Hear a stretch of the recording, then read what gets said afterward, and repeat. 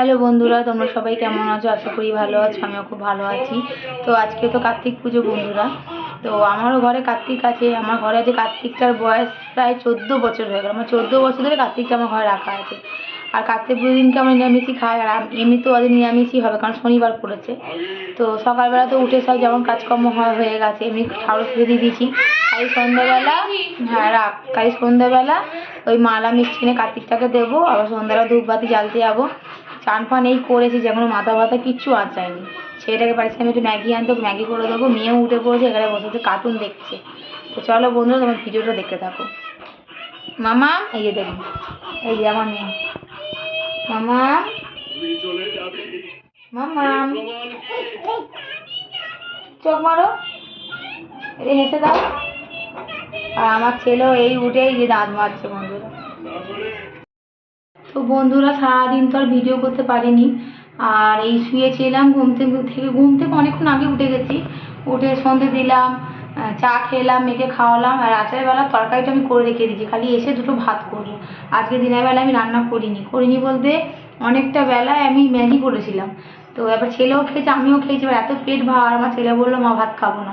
আমি বললাম তাহলে আমারও তো খিদে নেবে, কারণ রান্না করলে রান্নাটা নষ্ট হবে। তো এই বেলা রান্না করছি বন্ধুরা, এই যে আমাদের দেখাই দাঁড়াও। এই দেখো, এবেলা রান্না করি। এই যে এটা হচ্ছে আমার বরের জন্য পোস্ত করেছি বন্ধুরা। আর এইখানে করেছি হচ্ছে এই যে সয়াবিনের তরকারি। আর রাত্রেবেলা আমি এখন যাব হচ্ছে একটু মন্দিরে, আজ শনিবার। ধূপবাতি জ্বালতে যাব মন্দিরে। ধূপবাতি জেলে যদি পারি একটু ওই বাড়িতেও যাবো, দেখা করে আসবো। এসে তারপরে ভাতটা বসাবো। তো চলো বন্ধুরা, তোমরা ভিডিওটা দেখতে থাকো।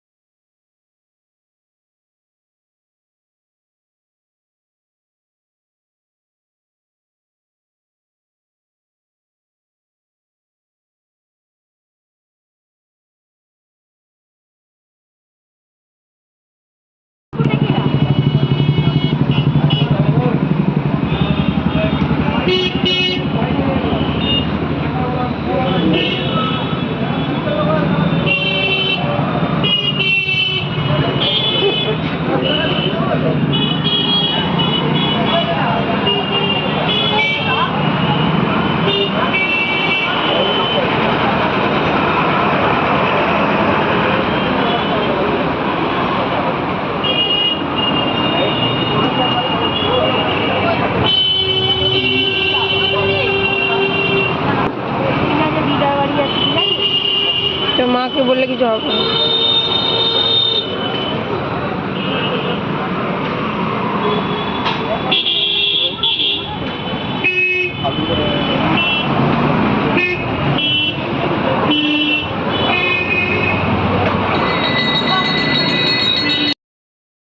বন্ধুরা, আমি তো এই বন্ধুর বাড়ি থেকে চলে এসেছি। তোমাদের সন্ধ্যাবেলায় বলছিলাম রান্না বান্না সবই হয়ে গেছে, শুধু ভাতটা করলাম।